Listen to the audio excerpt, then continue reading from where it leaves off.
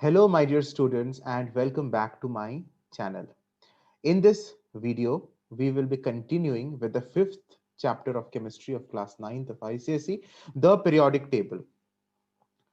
So, today we will discuss about these two topics, types of elements, the four different types of elements, and also we will talk about the defects which are present in the modern periodic table.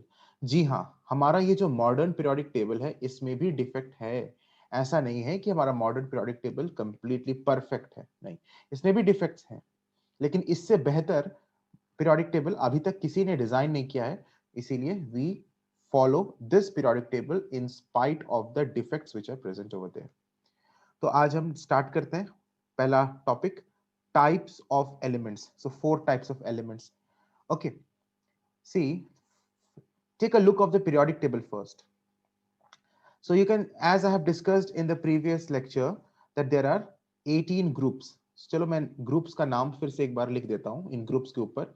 This is group 1, this is group 2, this is group 3, this is group 4, this is group 5, this is group 6, 7, 8, 9, 10, 11, 12, 13, 14, 15, 16, 17, and 18. You can see there are 18 groups.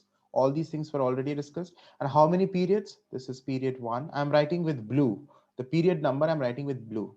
So period ये horizontal को period बोलते हैं and verticals को groups बोलते हैं. So period is, this is period 2. Period 2 में कौन कौन से एलिमेंट्स हो गए? Lithium, beryllium, boron, carbon, nitrogen, oxygen, fluorine, neon.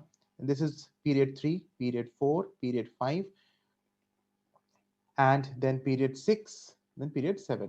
Okay, so this is the main body of the periodic table, which consists of 18 groups and 7 periods. Fine.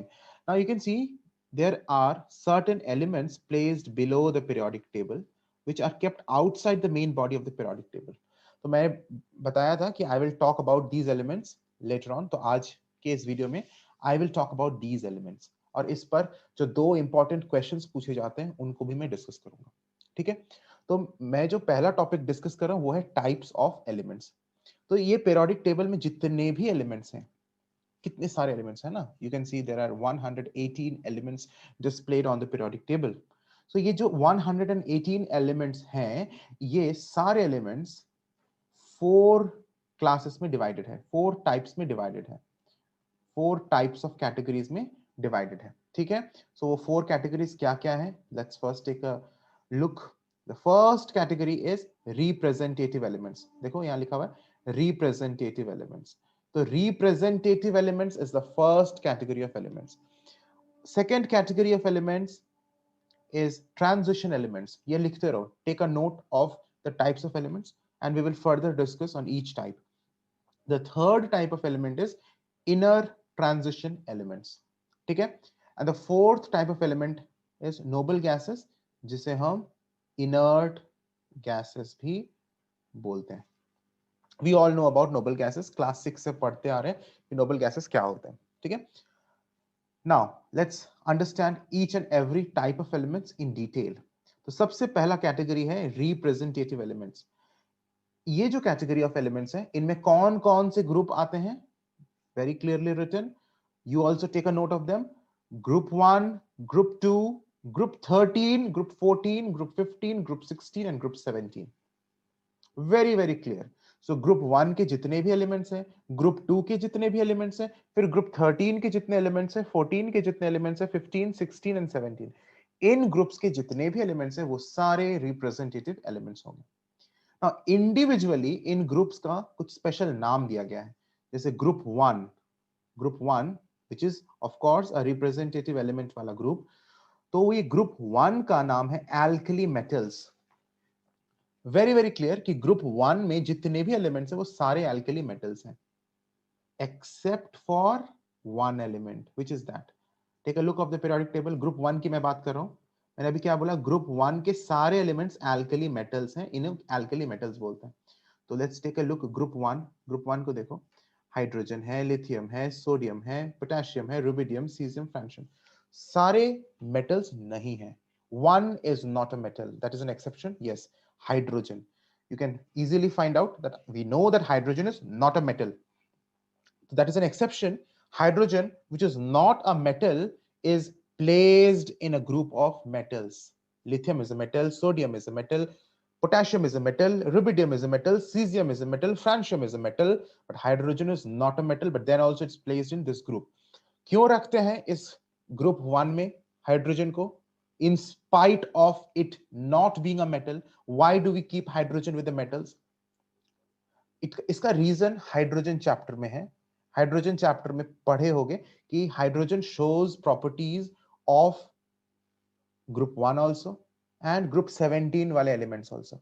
So hydrogen का dual nature है. This is one of the important questions of hydrogen chapter कि hydrogen has dual nature. Dual nature मतलब इसके group 1 elements के साथ भी इसका similarities है, और ग्रुप 17 एलिमेंट्स, यानी 17 elements means I am talking about fluorine, chlorine, bromine, iodine, एस्टेटीन, all these elements, इनके साथ भी हाइड्रोजन का सिमिलैरिटीज है.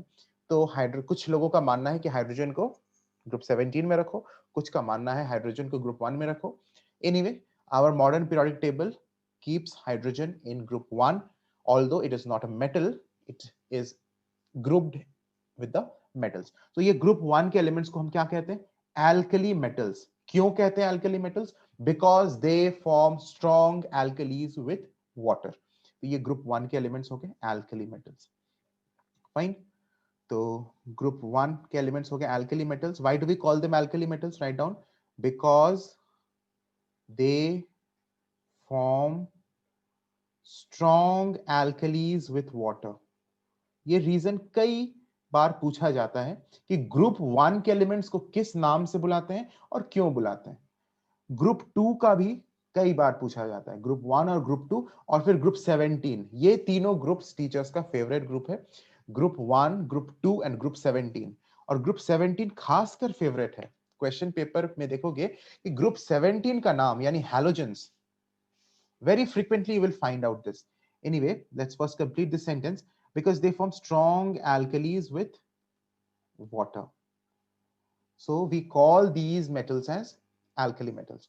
Group 2 के जो metals हैं, let's take a look.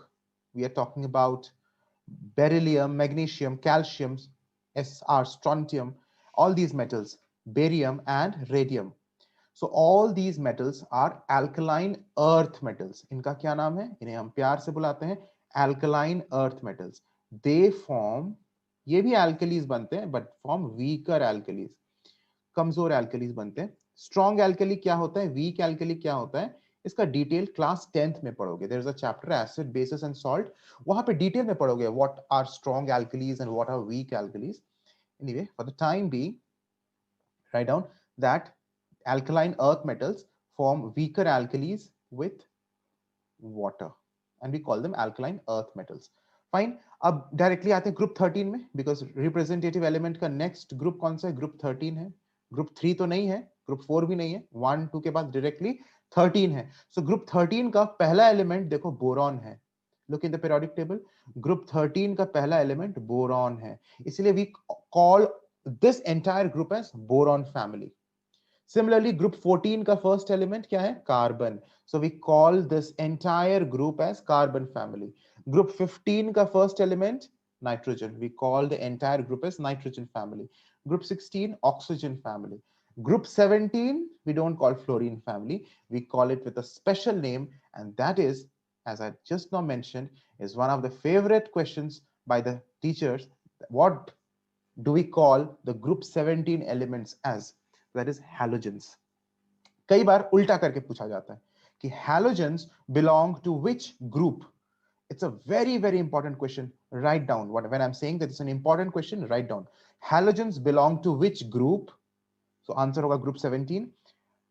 Give some examples of halogens. इनका examples भी लिख लो. Examples: fluorine, chlorine, bromine, iodine. ठीक है ना? So ये भी important question है. And उल्टा करके भी पूछते हैं कि ग्रुप 17 एलिमेंट्स को किस नाम से बुलाते हैं. What do elements of group 17 commonly known as? So the answer is halogens. Okay, I hope all the representative elements are clear, especially the groups. The next type of elements is transition elements. इनमें कौन कौन से group आते हैं? Write down, group 3, group 4, group 5, group 6, group 7, group 8, group 9, group 10, group 11 and group 12। इतने सारे groups आते हैं। इंडिविजुअली इन ग्रुप्स का कोई स्पेशल नेम नहीं है। जैसे ग्रुप 1 का नाम था एल्कली मेटल्स, ग्रुप 2 का alkaline earth metals. In this way here group 3 का, ग्रुप 4 का कोई इंडिविजुअल स्पेशल नेम्स नहीं है। Now if we see, transition elements के सारे एलिमेंट्स मेटल्स होते हैं। all elements are metals, all elements are metals in transition elements, group 3, group 4, group 5, 6, 7, 8, 9, 10, 11, 12 जितने भी elements हैं सब metals हैं, and metals with high melting and boiling point, high melting and boiling point। ठीक है, लेकिन जस्ट इसके ऊपर जो हमने डिस्कस किया रिप्रेजेंटेटिव एलिमेंट्स, इनमें देखोगे कि ये मेटल्स भी हैं, नॉन मेटल्स भी है। जैसे ग्रुप 1 में देखो, उसमें तो मेटल्स है, हाइड्रोजन के अलावा सारे मेटल्स थे। एल्कलाइन अर्थ मेटल्स ग्रुप 2 में, वो सारे भी मेटल्स। लेकिन जैसे ही हम ग्रुप 13, ग्रुप 14, ग्रुप 15 में आते हैं, and these other groups, we can see there are non-metals also. Okay, boron is a non-metal, carbon is a non-metal. So we have all these kinds of things. Okay, boron is a metalloid and carbon is a non-metal. So boron, so इसमें देखोगे metals भी included हैं, metalloids भी हैं और non-metals भी हैं। जैसे मैं बात करता हूं ग्रुप 17 halogens, तो वो non-metals हैं। Just for your extra knowledge, maybe most of you know it, that the only liquid non-metal is what? The only liquid non-metal, that is bromine. ठीक है, this bromine is the only liquid non-metal. Anyway, तो representative elements में metals भी हैं, metalloids भी हैं, non-metals भी हैं। Transition elements में सारे metals हैं। ठीक है, now let's come to the next type of element, that is inner transition element. इसके बारे में तो स्पेशल से हम लोग डिस्कस करेंगे, स्पेशल डिस्कशन होनी चाहिए, तो सेपरेट मैं इसको अलग से डिस्कस करूंगा, इनर ट्रांजिशन एलिमेंट्स। तो फिलहाल के लिए ये समझ लो कि कौन से एलिमेंट्स को मैं इनर ट्रांजिशन एलिमेंट्स बोल रहा हूं। सी, ये जो पीरियोडिक टेबल के मेन बॉडी से बाहर के जो एलिमेंट्स हैं, यानी जो नीचे में जो एलिमेंट्स लिखे हुए हैं, इन्हें कहते हैं इनर ट्रांजिशन एलिमेंट्स। ठीक है, so I think this is now clear. What do we mean by inner transition elements? These are those elements which are not included in the main body of the periodic table. क्यों जी, इसका अपराध क्या है? क्या गलती इसने कर दी कि इसको main body of the periodic table से बाहर रख दिया गया है? So इसका that we will study, and that is even an important question. Why the inner transition elements are kept outside the main body of the periodic table? We will see to it. We'll discuss. इसके अलावा take a look. We will discuss about inner transition elements in detail now. Before that, let's complete the noble gases wala thing, and then we come back to inner transition elements. वो हमारे लिए easy होगा, right? So inner transition elements को मैं थोड़ा सा भी pause करके मैं अभी noble gases में आता हूं, क्योंकि ये जल्दी complete हो जाएगा। The fourth category of elements is noble gases, inert gases बोलते हैं। तो देखोगे noble gases या inert gases, क्यों इसे कहते हैं noble gases, क्यों इसे कहते हैं inert gases? Because they do not react with any other elements. They do not react, ये तो पता होगा ना, ये क्लास 6 से पढ़ते आ रहे हैं कि noble gases do not react with any other element. This is so simple. और ये कौन से ग्रुप में है, ये noble gases किस ग्रुप में बिलोंग करते हैं? Again, that group number is important. Many times I have seen different schools are asking this question, that noble gases belong to which group? और उल्टा करके पूछते हैं ग्रुप 18 के एलिमेंट्स को क्या कहते हैं? Give some examples. So group 18 के एलिमेंट्स को नोबल गैसेस कहते हैं, या चाहे इसको ऐसे भी पूछ दें कि नोबल गैसेस का कौन सा ग्रुप है? ग्रुप 18। ग्रुप 18 को जीरो ग्रुप भी कहा जाता है, जीरो ग्रुप के नाम से भी ये बहुत ज्यादा पॉपुलर है। Group 18 is known as zero group also. ठीक है, तो क्यों ये नोबल है, क्यों ये रिएक्ट नहीं करता किसी और एलिमेंट्स के साथ? क्योंकि ये बहुत स्टेबल होता है। तो इस ग्रुप में जितने भी एलिमेंट्स हैं, ये बहुत ज्यादा स्टेबल है। अगर हम हीलियम की बात करें तो इसने अपना ड्यूप्लेट कंप्लीट कर लिया, आउटरमोस्ट शेल में 2 इलेक्ट्रॉन्स हैं, इसके बाद आर्गन, नियॉन, जितने भी नोबल गैसेस हैं सबके आउटर मोस्ट शेल में 8 इलेक्ट्रॉन्स हैं। सो सबने अपना ऑक्टेट कंप्लीट कर लिया है, so they are very very stable elements. तो ये हो गए हमारे noble gases. This is so simple and no more questions on noble gases will be asked. Whatever we have discussed, इसका ग्रुप नंबर और इसका other name of this group, zero group, और क्यों ये नोबल गैसेस कहा जाता है, all these things are the questions that can be asked from this topic. Now coming back to inner transition elements. Okay, if you take a look, inner transition elements के position के बारे में पहला question आता है कि इनका position क्या है। Okay, take a closer look, let me zoom it. If you see over here, I am talking about barium, look at barium 56। Barium को देखो, एटॉमिक नंबर इज 56। 56 के बाद तो 57 होना चाहिए, यहां पर जो ब्लैंक स्पेस छोड़ा हुआ है, देयर शुड बी 57th वाला एलिमेंट, लेकिन 57 नहीं है, फिर 58 भी नहीं है, 59 भी नहीं है, 60 भी नहीं है, डायरेक्टली 72 है, हैफनियम, डायरेक्टली हैफनियम है 72। तो 57 से 71 ये सारे एटॉमिक नंबर्स के एलिमेंट्स कहां गायब हो गए?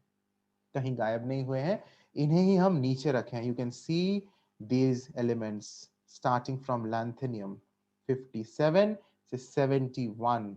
तो ये लैंथेनियम से lutetium, these elements are kept outside the main body of the periodic table. Why? That we will come in a few minutes. But they are kept outside. तो ये जो एलिमेंट्स हैं ये रहना चाहिए था मेन बॉडी में ही, क्योंकि मेन बॉडी का हिस्सा है। You can see from 57 to 71 atomic number वाले एलिमेंट्स, इन्हें हम इधर रख दें। तो ये जो एलिमेंट्स है ना, 57, 58, 59, 60, 61, 62, 63, 64, 65, 66, 67, 68, 69, 70 एंड 71, ये सारे एलिमेंट्स को लैंथेनाइड्स बोलते हैं। क्या बोलते हैं? Lanthanides, because the first element is lanthanum, so lanthanides इसके नाम से आया। और ये जो एलिमेंट्स हैं 89 से 103, 89 कहां होना चाहिए? You see, take a closer look on the periodic table main body, look at radium, radium का 88 है, सो 88 के बाद 89 से 103 नहीं है, क्योंकि उसके बाद डायरेक्टली 104 है, सो 89 से 103 यहां पे है नीचे। So these elements are known as actinides. 89, 90, 91, 92, 93, 94, 95, 96, 97, 98, 99, 100, 101, 102, 103. These elements are known as actinides. तो ये लैंथेनाइड्स और एक्टिनाइड्स दोनों को मिलाकर हम कहते हैं इनर ट्रांजिशन एलिमेंट्स। तो अगर कोई बंदा तुमसे पूछ दे कि इनर ट्रांजिशन एलिमेंट्स, और in other words lanthanides and actinides, they belong to which period? Belong to which period? So lanthanides belong to which period? Lanthanides, you can see they actually, lanthanides का तो यहाँ पे होना चाहिए position ना, barium के just next, barium का just next element lanthanum होना चाहिए। So lanthanides वहां से start होना चाहिए, and that is period 6. That is actually period 6. That means lanthanides का actually period है 6. And similarly ये actinium का बात मैं करूंगा, so ये actinium is just after radium, radium के बाद होना चाहिए ये AC, एक्टिनम, एंड इसका जो पीरियड है that is period 7, so this is belonging to period 7. So what we can conclude that these lanthanides belong to period 6 and actinides belong to period 7. In other words, the inner transition elements belong to period 6 and period 7. Now, which group they belong to, or rather which group they start their position from, किस group से वो अपना position को start करते हैं? We can see that यहाँ पे तो बेरियम के जस्ट नेक्स्ट में लैंथेनम होना चाहिए, एंड रेडियम के जस्ट नेक्स्ट में एक्टिनम होना चाहिए. So you can see which group it is. Let me minimize and see. It is group 3. You can see, no, very clearly it is seen that it is belonging to group 3. इस group में होना चाहिए. And this means what? Group 3 से start होते हैं lanthanides and actinides. और कौन कौन से पीरियड्स हैं? लैंथेनाइड्स का पीरियड 6, एक्टिनाइड का पीरियड 7. ये हमने अभी जो डिस्कस किया, ये डिस्कस किया position of the inner transition elements. ठीक है, इसको मैं अभी लिखवा दूंगा. What you have to write, I will make you write. दूसरा जो क्वेश्चन आता है वो आता है कि इन्हें क्यों बाहर रखना है। इसका बाहर रखने का ये रीजन है कि they are large in number, these lanthanides and actinides are large in number, and including them in the main body of the periodic table can distort, or it will distort the shape of the periodic table. ये lanthanides और actinides का number बहुत ज्यादा होता है, और इनको अगर हम main body of the periodic table में इंक्लूड कर देते हैं तो पूरा पीरियोडिक टेबल का जो शेप है वो डिस्टॉर्ट हो जाता है। और फिर क्या होता है कि एक पर्टिकुलर ग्रुप में सिमिलर एलिमेंट्स नहीं आ पाते हैं, क्योंकि एक पर्टिकुलर ग्रुप में तो सिमिलर प्रॉपर्टीज के एलिमेंट्स आने चाहिए ना। All the elements of similar properties must be written just one below the other in the same group. लेकिन एक्टिनाइड्स और लैंथेनाइड्स को अगर हम इंक्लूड कर दें तो ये शेप डिस्टॉर्ट हो जाता है, and this design of the periodic table gets distorted. Okay, so let's write down the answers. Yes, these are the two important questions from inner transition elements. पहला position के बारे में, write down, copy it from the screen. Position क्या है मैंने अभी discuss किया था, elements of 6th and 7th periods. The 6th period means we are actually talking about lanthanides, and 7th period means actinides. ठीक है, सो 6th पीरियड के बगल में ब्रैकेट में लैंथेनाइड्स लिखो, 7th पीरियड के ब्रैकेट बगल में ब्रैकेट में एक्टिनाइड्स लिखो, and they start from group 3। So group 3 से स्टार्ट होते हैं, and they are known as inner transition elements. Now the next question is why they are placed outside the main body of the periodic table.